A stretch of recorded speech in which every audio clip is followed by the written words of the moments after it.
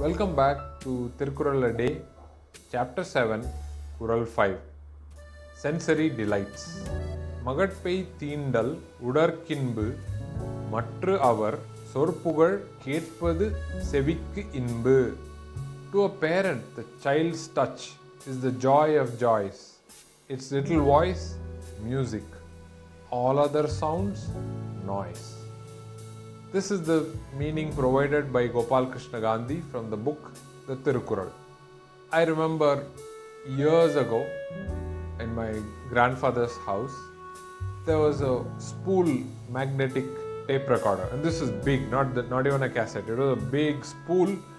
I wondered what was in that. When I came to know that it existed, I asked my grandfather, what is this spool and how does it work?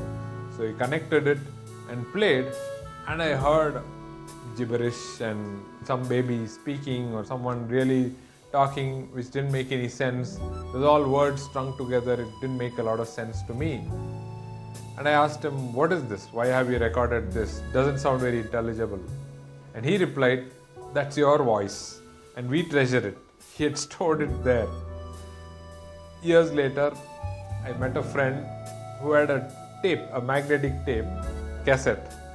I asked him what is there, and he said, I'll play it for you. And he played it, and this kid it was a kid's voice, and she was describing a recipe.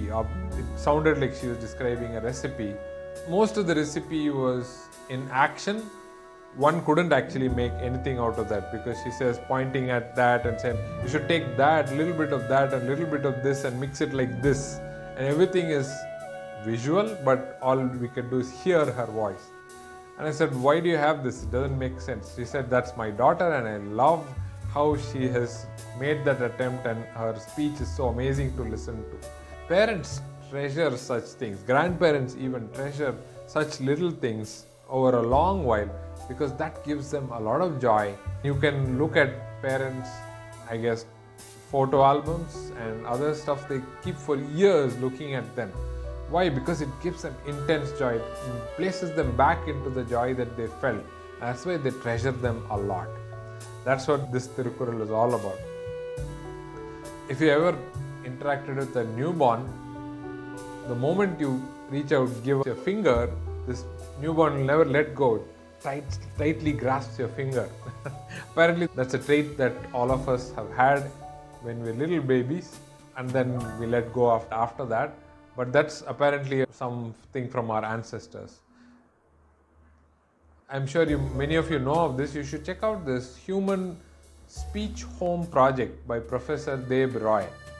There he traces the voice of a child, his own child in this case, of how they learn from their parents and what are the stages the kids go through in correcting themselves by feedback, their own feedback, how many attempts the child makes to get to the point where they can speak easily.